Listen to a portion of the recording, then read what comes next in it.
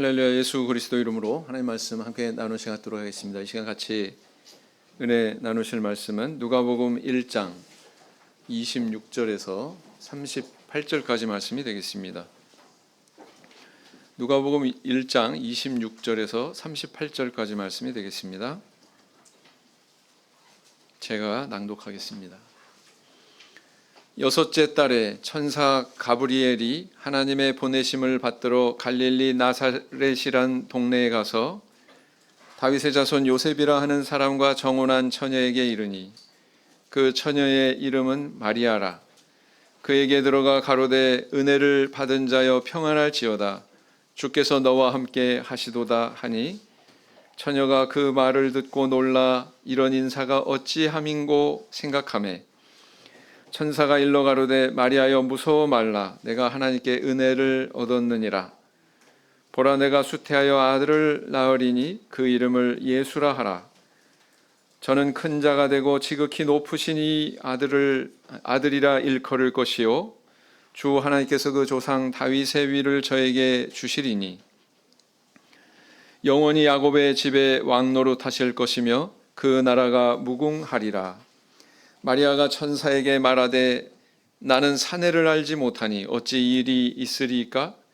천사가 대답하여 가로되 성령이 내게 임하시고 지극히 높으신 이의 능력이 너를 덮으시리니 이러므로 나실 바 거룩한 자는 하나님의 아들이라 일컬으리라.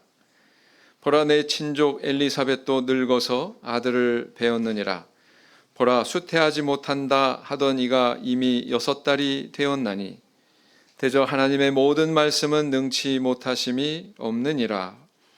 마리아가 가로되 주의 계집종이 오니 말씀대로 내게 이루어지이다 하매 천사가 떠나가니라. 우리 초대교회 신앙인들은 로마 제국의 핍박을 피해서 바위를 뚫고 동굴을 만들어서 그 동굴에 들어가 신앙생활을 했다고 전해집니다.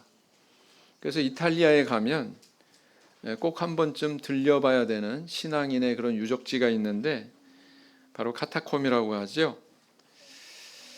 그런데 그 카타콤 안에서 생활하던 그 신앙인들 가운데는 순수한 기독교인만 있었던 것은 아닙니다.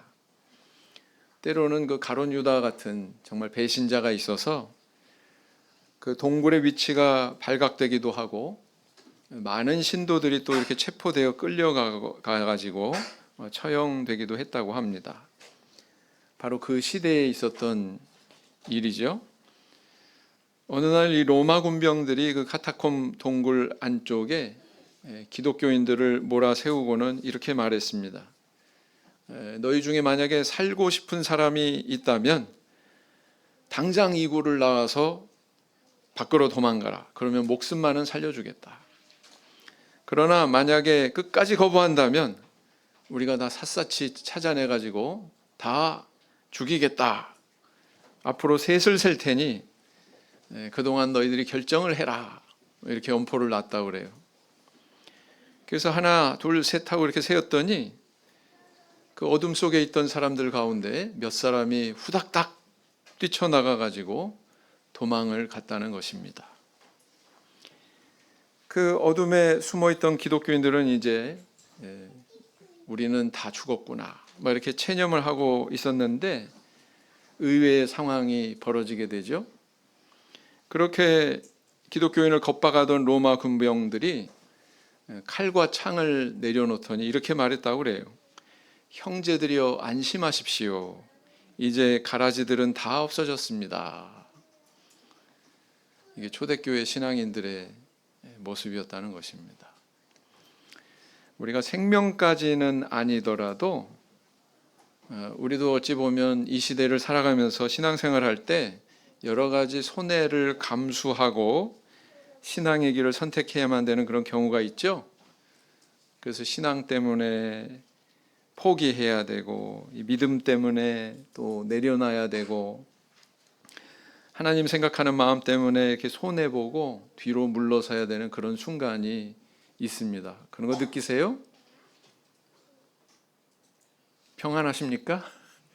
평안하게만 하세요? 네. 마가복음 10장 29절에서 30절 말씀을 보시겠습니다. 마가복음 10장 29절에서 30절 말씀을 보시겠습니다. 같이 읽겠습니다. 29절. 예수께서 가라사대 내가 진실로 너희에게 이르노니 나와 및 복음을 위하여 집이나 형제나 자매나 어미나 아비나 자식이나 전토를 벌인 자는 금세 있어 집과 형제와 자매와 모친과 자식과 전토를 100배나 받되 핍박을 겸하여 받고 내세 영생을 받지 못할 자가 없느니라. 우리가 이렇게 신앙 때문에 때로는 포기하고 내려놓고 손해보고 뒤로 물러서야 되는 그런 순간이 있어야 됩니다. 만약에 그런 순간이 없다면 우리가 신앙생활 지금 제대로 하고 있는 건가? 한번 우리가 자문해 봐야 된다는 거죠. 우리는 만약에 그런 선택을 한다면 어떤 가치가 있다고 여기기 때문에 우리가 그런 선택을 하게 될까요? 오늘은 이 예수님이 이 땅에 육신으로 오실 무렵에 하나님이 그분의 뜻을 성취하시는데 개인적인 위기와 고통의 상황을 감수해야만 됐던 한 여인의 이야기를 통해서 함께 은혜를 나눠보고자 합니다. 세상에는 참 고귀하고 가치 있고 축복된 일들이 많이 있죠. 그런 일들 가운데 하나가 있다면 그것은 바로 여인이 잉태해서 자녀를 낳는 일이다라고 말할 수 있겠습니다. 반면에 이 잉태와 출산에는 꼭 그런 축복된 면만 있는 것은 아닙니다. 거기에 고통과 위험이 있죠. 그래서 가끔 이렇게 출산하다가 산모가 아주 심각한 수술을 감내해야 되는 그런 순간도 있고, 극단적인 경우에는 또 죽음에 이르게도 되고, 아니면 이제 태어나는 그 새로운 생명이 굉장히 위험한 그런 상황을 감내해야 되는 그런 순간도 있습니다. 비록 이렇게 고통과 위험을 감수해야 되는 일이지만 그 나중에는 새로운 생명을 얻게 되고 그 새로운 생명을 얻었을 때에는 그간의 모든 고통과 우여곡절을 다 상쇄시키고도 남을 만큼 기쁨과 보람을 느끼게 되지요. 그래서 이렇게 생명을 얻기 위해서 죽음을 무릅쓰는 이런 일이기 때문에 여인의 이런 출산은 어찌 보면 이 세상에서 참 발견하기 희귀한 숭고한 일 가운데 하나다 이렇게 볼 수가 있습니다. 그런데 인류사에서 아주 특별한 그런 잉태와 출산을 경험한 한 여인이 있게 되죠. 바로 이 육신으로 오시는 메시아 그리스도를 낳은 여인으로 오늘날까지도 세인들의 입에 회자되는 그런 여인이 있었습니다. 바로 누구예요? 오늘 본문 말씀에 바로 마리아라고 하는 이 이름입니다. 그 천주교 신앙을 근간으로 하는 유명한 성가가 있죠. 아베 마리아. 우리 부르면 돼요, 안 돼요? 우리는 그거 부르면 돼요, 안 돼요? 네, 안 돼요. 근데 많은 사람들이 불러요. 심지어 유명한 그 소프라노 가수 조수미 씨뿐만 아니라 오페라 가수들 대부분 보면 이것을 부릅니다. 저희들은 이 신앙에 동조하라는 게 아니고 사실은 이 여인이 얻게 된 대단히 큰 명예에 대해서 우리가 주목해 볼 수 있다라는 것입니다. 그래서 이렇게 이 마리아라고 하는 이름도 예수님의 이름 모르는 사람 없잖아요. 근데 또 더불어서 그분을 낳았던 또 양육했던 이 마리아라고 하는 여인의 이름도 오늘날에 많은 사람들이 이렇게 다 기억을 하고 있다는 사실입니다. 그래서 그녀는 누구보다도 더 큰 복을 받은 여인이다 이렇게 이야기할 수가 있겠죠. 누가복음 11장 27절 말씀을 보시겠습니다. 누가복음 11장 27절 말씀을 보시겠습니다. 누가복음 11장 27절 말씀을 보시겠습니다. 같이 읽겠습니다. 시작. 이 말씀을 하실 때에 무리 중에서 한 여자가 음성을 높여 가로되 당신을 뵌 태와 당신을 먹인 저지 복이 있도소이다 하니. 예수님의 말씀을 가만히 듣고 있던 한 여인이 이렇게 얘기했다는 거예요. 예수님의 그 육신의 어머니 마리아에게 이런 명예와 축복이 주어진 것은 사실은 우연한 것이 아니었습니다. 사실은 그녀에게 잉태하고 출산하는 이 일 때문에 감내해야만 됐던 위기와 고통이 있었죠. 그래서 이 그녀가 감내한 이 고통은 모든 여인이 겪는 그런 육체적인 차원에서의 고통이 아니에요. 사실은 그 고통 이상의 고통, 그런 고통이 있었다는 것입니다. 그러나 그런 과정에서도 하나님을 경외하는 이 신앙으로 그것을 이겨냈고 그 결과 이와 같은 명예와 큰 복을 누릴 수 있었던 것입니다. 자, 그러면 그런 마리아의 믿음은 도대체 구체적으로 어디에서 발견이 되고 있죠? 그녀가 감내해야만 됐던 그 고통과 위기는 무엇이었으며 또 어떤 믿음으로 그것을 이겨냈습니까? 첫째는 뭐예요?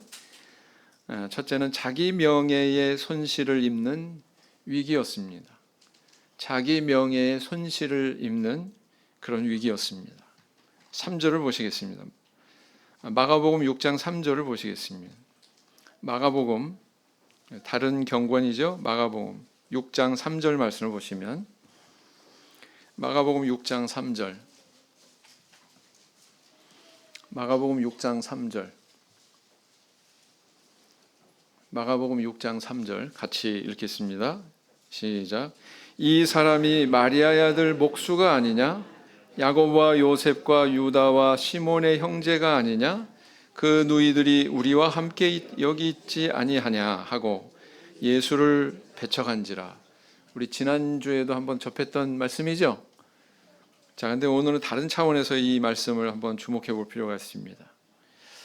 어느 날 예수님의 고향인 나사렛에서 그곳 사람들이 예수님께서 행하시는 여러 가지 능력을 목격하고는 이렇게 말합니다. 뭐라고요? 마리아의 아들 목수가 아니냐, 이렇게 얘기했다는 거예요. 마리아의 아들 목수가 아니냐. 예수님 아버지 이름은 뭐예요? 육신의 아버지 이름이 뭐예요? 요셉이죠. 그러면 요셉의 아들 목수가 아니냐, 이렇게 말할 만도 한데 다른 복음서에는 또 그렇게 기록이 되어 있습니다. 마가복음에 이렇게 기록되어 있어요. 마리아의 아들 목수가 아니냐, 이렇게 표현했다는 것입니다. 유대 사회에서 어떤 사람의 출신을 이야기할 때 남자의 이름을 붙여가지고 누구누구의 아들 이렇게 이야기하는 경우가 많아요. 또 구약 성경에 보면 누구의 손자, 누구의 아들, 누구 이렇게 표현하는 경우가 많습니다. 그런데 여인의 이름을 들어서 뭐 아무개의 아들 뭐 이렇게 표현하는 경우는 없습니다. 서로 아버지가 고인일지라도 이미 돌아가셨을지라도 누구누구의 아들이라고 말할 때 그 이름은 아버지 쪽의 이름을 쫓아서 이렇게 표현하지 여인의 이름을 들어서 어머니의 이름을 들어서 이렇게 표현하는 경우는 일반적이지 않다. 유대 사회에서 일반적이지 않다라는 것입니다. 그런데 오늘 이 본문 말씀에 뭐라고 기록하고 있어요? 마리아의 아들 목수가 아니냐. 목수라고 하는 직업도 딱 정확하게 이야기하고 있습니다. 랍비가 아니라는 거예요. 목수라는 거예요. 근데 그런 능력 있는 말씀을 증거했다라는 것이죠. 그래서 이 표현을 보면 사실은 예수님을 사생아 취급하고 있다는 뜻입니다. 그것은 곧 뭘 의미합니까? 마리아라고 하는 이 여인은 부정한 여인으로 조소적인 의미를 담고 있는 거예요. 비웃는 의미를 담고 있는 거예요. 우리는 여기서 예수님께서 30의 나이를 훌쩍 넘도록 마리아에게 주어졌던 사회적인 이런 불명예, 냉소와 이런 고통을 우리는 발견하게 됩니다. 예. 성도님들 마리아 입장에서 한번 상상을 해보세요. 내가 마리아가 됐다.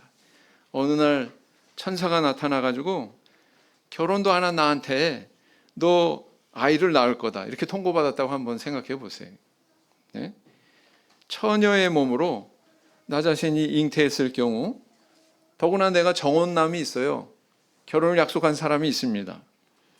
그런데 내가 정말 이 일을 받아들여 가지고 아이를 낳게 된다면 나의 신변에 어떤 영향을 미치게 될지, 나의 그런 사회적인 명예에 어떤 치명적인 손상이 임하게 될지 생각하지 않겠습니까? 그죠? 네. 바보가 아닌 이상 그녀는 분명히 자기가 감내해야 되는 그 고통에 대해서 직감했을 것입니다. 만약에 처녀가 잉태하게 되면 주변 사람들이 분명히 저 여인의 아빠가 누구일까 의구심을 갖겠죠? 네. 또 그 남자가 정혼한 그 남자와 일치되지 않는다면 부정한 여인으로 낙인 찍혀가지고 사회적으로 심하게 비난받거나 아니면은 돌에 맞아 죽을지도 모른다고 하는 그런 가능성을 분명히 생각을 했을 것입니다. 만약에 생각이 여기에 미쳤다면 이렇게 항변할 수 있지 않을까요? 저는 아직 결혼도 안 했는데 아이를 가지다니요. 그럼 사람들이 저 굉장히 삐뚤어진 시선으로 보지 않겠습니까? 저는 싫습니다. 뭐 이렇게 항변할 수 있지 않겠습니까? 근데 그렇게 말하지 않았어요. 그녀는 주저없이 천사의 전가를 받고 이렇게 말합니다. 말씀대로 내게 이루어지이다. 이렇게 수락을 했다는 것입니다. 참 안타깝게도 마리아는 이 메시아를 잉태하는 가장 고귀한 그 순간에 그 일에 관련이 되었을 때 오히려 세상으로부터는 가장 경멸받는 그런 상황을 감내해야만 됐다라는 거예요. 오늘날 우리는 의식적이든 무의식적이든 다른 사람들의 눈을 참 많이 의식하면서 삽니다. 왜 그래요? 우리는 우리 이름 소중하게 여기거든요. 우리의 명예를 소중하게 여기는 성향이 있기 때문에 그렇습니다. 남들이 나를 어떻게 볼 것인가. 특히 체면 문화가 굉장히 지배하는 한국 사람 더 심하죠. 더 합니다. 저 사람들이 나를 오해하면 어떻게 할까. 뭐 이런 생각 때문에 우리는 어떤 그 위협을 느끼고 발걸음을 멈추는 순간들이 있습니다. 또 우리가 더욱이 신앙의 길을 가기 때문에 신앙을 갖지 않았다면 그러지 않아도 되는데 신앙의 길을 가기 때문에 그런 두려움과 그런 머뭇거림이 있는 경우가 있죠. 그래서 교회 다니는 거 노출시키지 않으려고 노력하기도 하고 기도하는 거 들키지 않으려고 행동하기도 하고 성경 읽는 모습 남들이 보지 않게 하기 위해서 그렇게 신경 쓰기도 하고 남이 나를 어떻게 생각할까 참 두려움을 느끼니까 나타내는 행동이다라는 것입니다. 그런 두려워하는 마음은 사실은 불신앙이다 이렇게 생각해 보신 적 없으세요? 우리가 만약에 그런 걸 두려워한다면 우리의 신앙을 나타낼 기회는 언제가 되겠습니까? 그런 불신앙에는 하나님께서 내려주시는 복이 없어요. 사실은. 때로는 고통과 희생을 감수하더라도 그것이 하나님 기뻐하시는 뜻이다. 이것이 분명할 때 우리는 순종할 수 있어야 됩니다. 내 감정과 무관하게. 그죠? 내 자존심과 무관하게. 내 명예와 무관하게 주의 말씀대로 이루어지이다. 이렇게 말할 수 있어야 된다는 것입니다. 부디 이 마리아의 순종의 모습이 저 우리 성도님들의 모습이 되길 원합니다. 그 다음에 이제 두 번째는 어떤 위기를 감내해야만 됐어요? 사랑하는 이에게 버림받을 수 있다고 하는 위기였습니다. 사랑하는 이에게 버림받을 수도 있다는 위기였습니다. 마리아는 이 수태고지를 받기 전에 정혼한 남자가 있었어요. 바로 요셉이라고 하는 이름의 남자였습니다. 그녀에게 이런 고민이 순간 스쳐갔을 거예요. 나와 정혼한 이 남자가 내 잉태에 대해서 이 하나님의 특별한 기적이라고 과연 나를 믿어줄 것인가? 이런 생각이 스쳐갔겠죠. 한 남자와 정혼만 했지 아직 결혼식까지 치른 게 아닙니다. 여러분, 남녀 간의 신뢰가 쌓인다는 것은 사실은 한순간에 될 수 있는 게 아니에요. 한순간에 되는 게 아닙니다. 같이 결혼해서 사는 동안 그 신뢰 관계가 깊어지고 더 넓어지는 것입니다. 그런데 그럴 신뢰와 사랑이 뿌리 내릴 겨를도 없이, 그런 시간적인 여유도 없이 바로 이런 일이 일어난 거죠. 과연 요셉이란 남자가 이것을 하나님의 신비한 기적으로 나를 믿어줄 것인가? 만약 믿어주지 않는다면 나는 버림받을 거야. 이런 불안함이 없었을까요? 아마 이 순간 그녀의 인생에서 큰 고뇌를 느꼈을 것입니다. 자신이 부정한 여인으로 낙인 찍혀가지고 사랑하는 것도 고통이겠지만 사랑하는 남자에게 버림받는 것도 고통이고요. 또 내가 사랑한 그 남자가 마음속에 깊은 상처를 남기고 나를 떠나가야만 된다. 이 상황도 참 고통스럽지 않았겠습니까? 이런 모든 것들이 아마 크게 번뇌하게 되는, 고뇌하게 되는 그런 동기가 되었을 것입니다. 마리아가 이렇게 항변할 여지가 있죠. 하나님, 내 생명뿐만 아니라 내 인생도 책임져 주셔야 됩니다. 이 상황을 해결해 주세요. 그렇다면 내가 받아들이겠습니다. 이렇게 말할 수 있지 않습니까? 그만한 상황이죠. 그런데 그렇게 말하지 않았다는 거예요. 일체 어떤 항변이 없습니다. 천사가 전한 말씀 그대로 수용합니다. 주의 계집종이오니 말씀대로 내게 이루어지이다. 그랬더니 참으로 놀라운 일이 일어났죠. 이후의 상황을 누가 책임져 주셔요?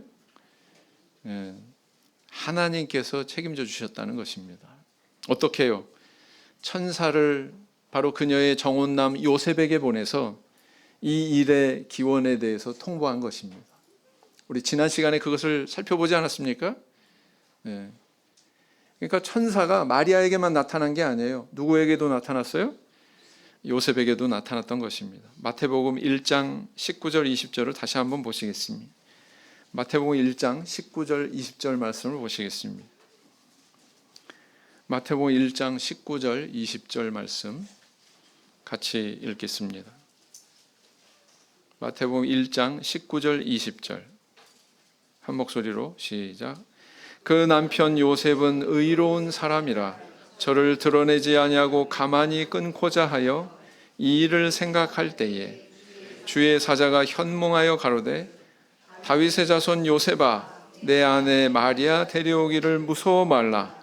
저에게 잉태된 자는 성령으로 된 것이라. 요셉은 이 일을 시끄럽게 확대하지 않고 가만히 끊고자 했습니다. 관계를 끊겠다는 얘기죠. 아무리 사람이 착해도, 그죠? 다른 사람 아이를 배웠다면 관계를 이렇게 끊고자 하는 것은 당연한 행동 아니겠습니까? 그런데 바로 그 순간에 하나님께서는 요셉에게 천사를 보내셔서 진실을 설명을 해주셨다는 거예요. 이 일은 성령으로 잉태된 것이다. 염려하지 말고 데려와라. 이처럼 마리아가 자신의 염려, 모든 근심 이런 거 내려놓았을 때 하나님께서는 그녀를 무사하게 해주실 뿐만 아니라 이렇게 사랑하는 자에게 버림받을 위기 상황까지도 해결해 주셨다는 사실입니다. 우리는 때로 이 하나님의 뜻을 귀 기울이기보다 내 인생, 내 아내, 내 가족, 내 자녀들 뭐 이런 것들을 먼저 생각하게 돼요. 인지상정 아닙니까? 근데 그것을 우선시하는 것은 우리가 잘못된 길로 들어설 수 있다라는 거예요. 무슨 얘기냐? 가족을 사랑해야 되지만 그 가족에 대해서 집착하면 안 된다는 거예요. 사랑은 가족을 세울 수 있지만 집착은 가족을 망칠 수 있습니다. 자녀 사랑해야 되죠. 근데 자녀에 대해서 집착하면 안 돼요. 떠나보냈으면, 결혼시켜가지고 떠나보냈으면 이제 완전히 독립된 영혼 아닙니까? 너무 집착하면 안 돼요. 왜 집착하는 줄 아세요? 한국의 어머니들이 남편한테 사랑을 제대로 못 받았거든요. 그러니까 그 남편에 대한 사랑의 결핍이 누구로 향해요? 자녀들에게 향합니다. 그래서 자녀들도 불행해지고, 자녀가 꾸린 가정도 불화하게 되고 불행해지고 고부간의 갈등 생기고 그런 거예요. 그래서 사랑하되 집착하면 안 된다.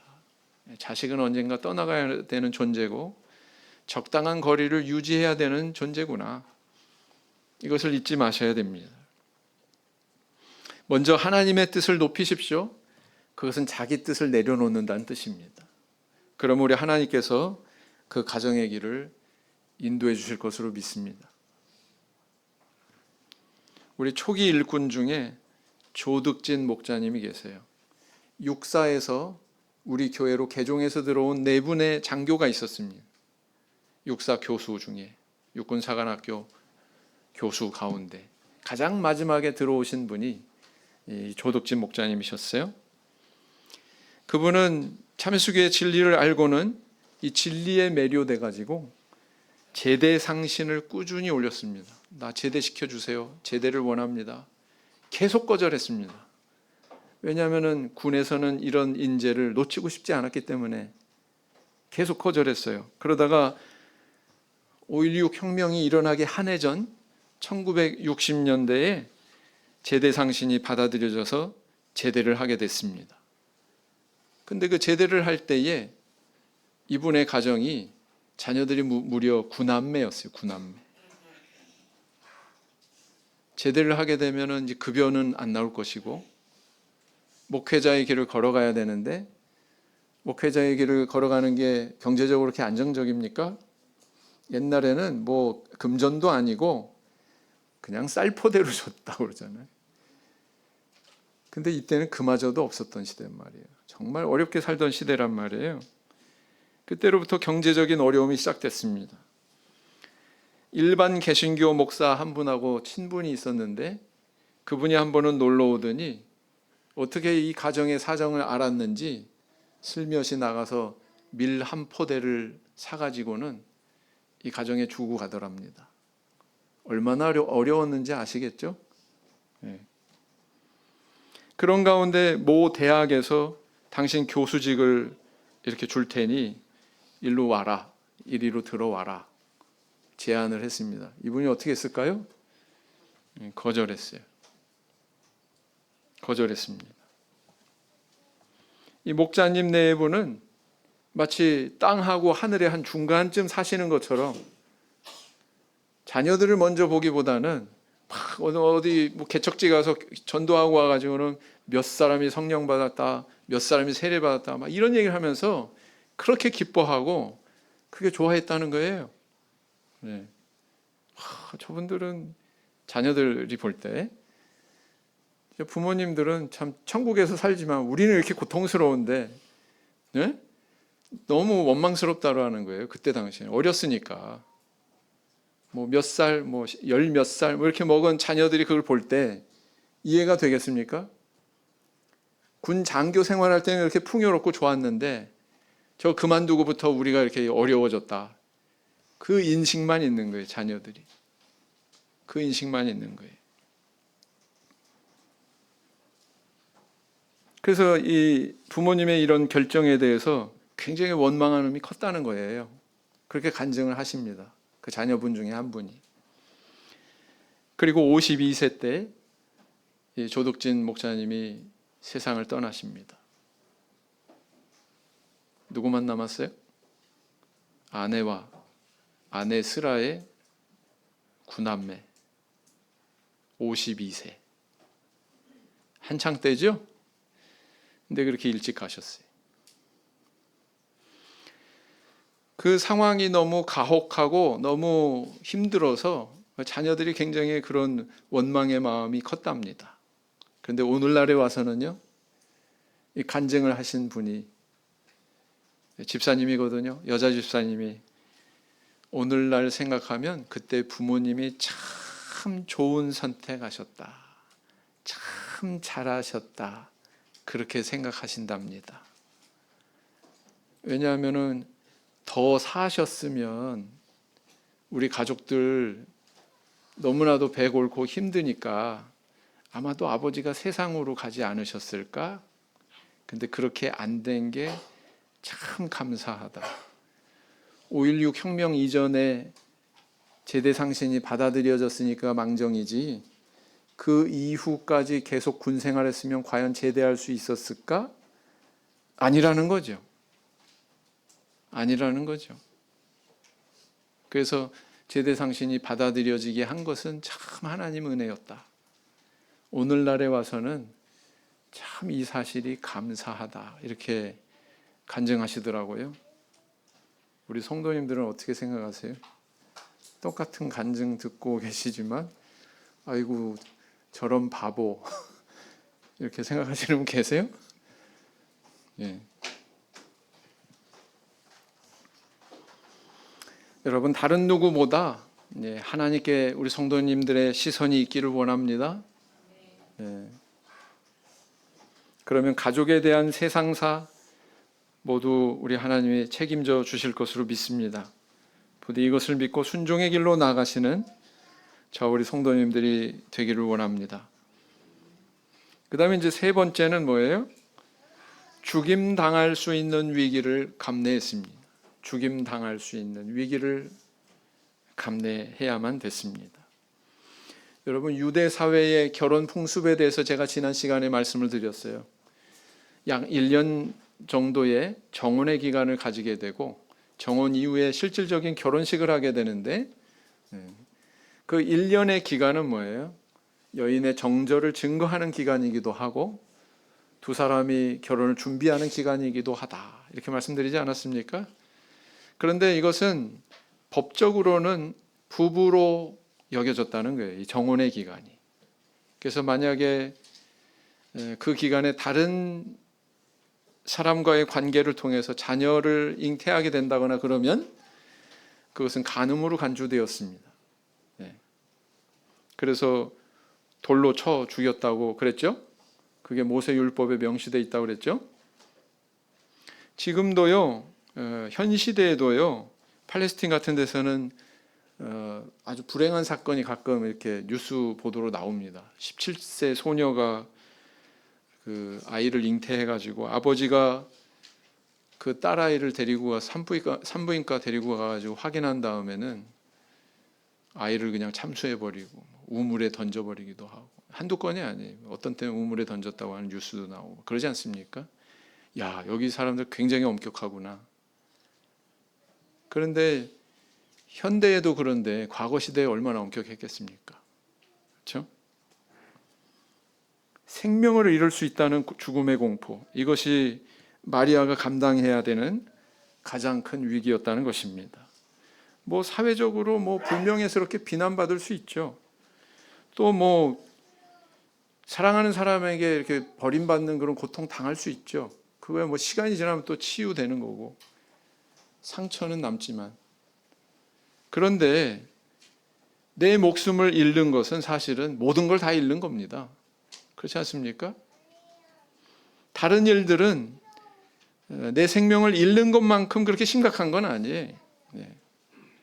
그런데 그녀는 그런 위기를 감내해야만 됐다라는 것입니다.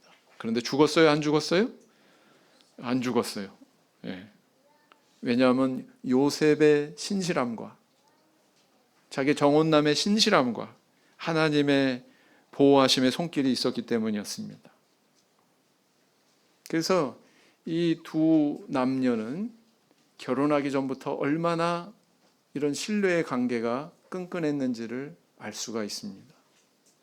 신실한 사람들한텐 신실한 사람들이 모이게 돼 있어요. 좋은 배필 만나고 싶으세요? 저 항상 그렇게 얘기합니다. 우리 청년들 좋은 배필 만나고 싶으면 본인이 좋은 사람 되세요.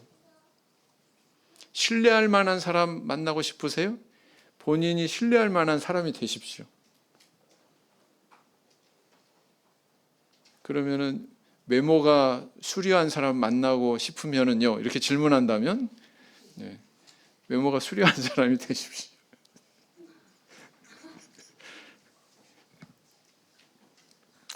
왜 얼굴을 가리세요? 부부간의 신뢰는 가정을 세우는 데 있어서 굉장히 중요한 덕목입니다. 재물을 운영하는 데 있어서 부부간의 신뢰가 깨져버린다면 어떻게 될까요? 요즘에 이혼 사유 최고 1위가 뭔 줄 아십니까? 네? 돈 문제 때문에 그래요. 자녀 양육에 대해서 부부간의 신뢰가 깨진다면 어떻게 될까요? 자녀 양육 제대로 될까요? 안 되겠죠. 신뢰라는 게 이렇게 중요한 거예요. 그 신뢰의 뿌리는 또 누구한테 있습니까? 하나님께 있습니다. 마리아가 하나님을 신뢰했어요. 주의 계집종이오니 말씀대로 내게 이루어지이다. 근데 그 신뢰가 또 누구에게 갔어요? 남편에게도 갔어요. 남편이 그를 신뢰합니다. 하나님이 도우셨어요. 그래서 이 신뢰의 마음으로 둘이 하나가 됐을 때 이 가정이 지켜질 수 있었다라는 것입니다. 여러분, 신뢰가 쌓여지기는 참 힘들어요. 근데 무너지는 것은 순식간입니다. 그 또 무너진 신뢰를 다시 쌓는다는 것은 더 어렵습니다. 처음보다. 그런 거 아닙니까? 근데 우리가 살아가는 데 있어서 정말 필요한 건 눈에 보이는 게 아니에요. 물질이고 뭐 화려하게 뭐 이런 것들이 아닙니다. 뭐예요? 우리 안에, 우리 영혼 안에 자리 잡고 있는 이런 성품, 이런 인격, 품성, 이런 것들이 정말 소중한 것이다 라는 것입니다. 부부간에 뭐가 있어야 돼요? 신뢰가 있어야 돼요. 남편과 아내 서로가 서로를 신뢰할 수 있는 좋은 신앙, 좋은 성품의 가정을 이루시는 우리 성도님들 되길 원합니다. 누가복음 1장에, 같은 1장에 보면 이 마리아가 수태고지 받은 것과 같은 유사한 사건이 또 앞서서 일어납니다. 그 사건은 바로 뭐냐면은 세례 요한의 수태고지죠. 세례 요한이 태어나기 전에 그들의 부모의 이름이 뭐였습니까? 제사장인 사가랴, 그리고 어머니는 엘리사벳. 그렇죠? 이 예수님의 출생만큼 이 요한의 출생도, 세례 요한의 출생도 사실은 불가능한 일이었습니다. 왜냐하면은 이 사가랴와 엘리사벳은 굉장히 고령이었기 때문에, 고령이었던 이 부부에게 어느 날 하나님께서 천사를 보내서 수태고지를 하십니다. 자녀를 낳을 것이다. 아들을 낳을 것이다. 그러니 그 이름을 요한이라 하라. 예수 이름도 하나님께서 천사를 통해서 통보해 주셨지만 6개월 앞서서 태어날 그 세례 요한의 이름도 누가 통보해 주셨어요? 사가랴가 지은 게 아니고 천사가, 하나님이 천사의 입술을 통해서 이렇게 통보를 해 주셨다라는 것입니다. 자, 그래서 아들이 태어날 거야 이렇게 얘기했을 때 사가랴가 태도가 어떠했습니까? 어땠어요? 어떻게 이런 일이 일어날 수 있습니까? 이렇게 말합니다. 어떻게 이런 일이 일어날 수 있습니까? 이렇게 말합니다. 네. 자, 마리아는 주의 계집종이오니 말씀대로 내게 이루어지이다. 물론 마리아도 난 사내를 알지 못하는데요, 이렇게 일변을 하기는 했습니다. 그러나 말씀대로 내게 이루어지이다. 믿었어요? 안 믿었어요? 근데 사가랴는 믿지 않았어요. 믿지 않았다고 하는 증거가 어디에 나와 있습니까? 자, 누가복음 한번 보세요. 누가복음 13절, 1장 13절 보시면 천사가 일러 가로되 사가랴여 무서워 말라. 너의 간구함이 들린지라 내 아내 엘리사벳이 내게 아들을 낳아주리니 그 이름을 뭐라고 하라고요? 요한이라 하라. 그랬는데 18절 사가랴가 천사에게 이르되 내가 이것을 어떻게 알리오? 내가 늙고 아내도 나이 많으니이다 그랬어요. 받아들이는 거예요? 안 받아들이는 거예요? 안 받아들이는 거예요. 20절에 뭐라고 그래요? 천사가 같이 읽겠습니다. 시작. 보라, 이 일에 되는 날까지 내가 벙어리가 되어 능히 말을 못하리니 이는 내 말을 내가 믿지 아니하며니와 때가 이르면 내 말이 이루리라 하더라 그랬어요. 그래서 이 이후로 사가랴는 세례 요한이 출생할 때까지 이 말씀대로 벙어리가 됩니다. 말을 못하게 돼요. 그리고 출생했을 때 비로소 입이 트이게 되죠. 자, 이것으로 봐서 우리는 이 둘을 비교할 수가 있습니다. 제사장의 아주 빈약한 믿음, 그리고 시골 여인의 정결하고 담대한 믿음이 이렇게 대조되고 있죠. 이처럼 마리아는 사회적인 명예를 실추당할 수 있는 그런 위기, 사랑하는 남자를 잃을 수 있는 위기, 또 하나뿐인 자기 목숨을 잃을 수 있는 위기, 이런 모든 위기를 감내했기 때문에 어떻게 감내했어요? 주의 계집 종이오니 말씀대로 내게 이루어지이다. 이 말씀 붙들고 감내하지 않았습니까? 그 결과 하나님은 그녀에게 그리스도의 육신의 어머니가 되는 이런 명예를 주셨습니다. 그리고 그를 양육하고 키우는 그런 영예를 안았죠. 하나님의 뜻을 위해서 자기의 명예를 버린 그녀에게 하나님은 그와는 비교할 수 없는 하늘에 속한 신령한 명예로 옷을 입혀주셨다는 것입니다. 잠언 4장 8절 말씀을 보시겠습니다. 잠언 4장 8절 말씀. 잠언 4장 8절 말씀.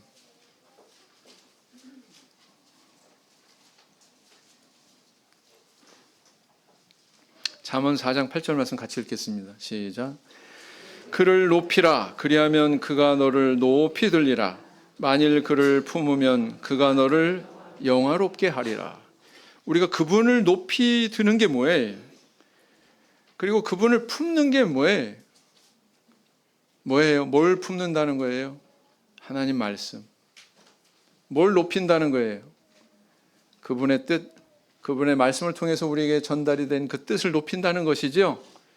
그러면 다른 것들은 다 그분께서 이렇게 해결해 주실 거다. 이것을 우리에게 약속하고 있습니다. 어떤 집사님 가정에 그 집사님 아내 되는 우리 자매님이 나중에 이렇게 간증을 하는 거예요. 제가 셋째는 전혀 관심이 없었거든요. 안 가지려고 그랬거든요. 근데 어쩌다 보니 생겼어요. 그래가지고 제가 얘를 지우려고 몇 번 시도했는데 실패했어요. 그래서 제가 태어났는데 오늘에 와서 보니까 참 제가 없었으면 제가 크게 불행하고 힘들 뻔했습니다. 낳고 보니까 왜 이렇게 똘똘하고 똑똑한지 학교도 굉장히 좋은 데 들어가고 그리고 아주 성품도 좋고 이 가족들한테 뭔가 경종을 울리는 이 아이가 경종을 울리는 그런 역할을 하는 경우가 많다는 거예요. 그래서 이게 이 아이가 없었으면 어떡할 뻔했나 이렇게 고백을 하는 그런 간증을 들은 적이 있거든요. 만약에 본래 이 자매님의 또 그 집사님의 생각대로 둘만 그렇게 두려고 했었다면 이런 기쁨은 지금 느낄 수가 없었겠죠. 그죠? 사람의 생각을 쫓아서 그렇게 결단을 했었다면 아마 이렇게 후회할 일도 없었겠죠. 경험하지 못했으니까. 그러나 하나님의 뜻대로 이루어진 그 셋째를 얻는 그 일로 인해서 지금 그 가정이 그렇게 복을 느끼고 보람을 느끼고 가치를 느끼더라라는 것입니다. 어떻습니까? 우리 생각보다 하나님 생각이 어떠세요? 더 우리에게 복되고 더 크고 더 좋은 것이죠? 네, 그렇습니다. 너무 재지 마세요. 젊은 사람들 시가고 장가가고 하는 문제 너무 재지 마세요. 출산하는 거 너무 재지 마세요. 그러면 나중에 오히려 후회할 일이 있습니다. 그렇겠죠? 네. 주의 말씀대로 이루어지이다. 모든 거 내려놓고 하나님 말씀에 의지하고 그분의 뜻을 높이고 그분의 말씀 우리 마음속에 품고 나아가시는 그런 가정들 되시기를 예수님 이름으로 기원드립니다. 묵상 기도하시겠습니다.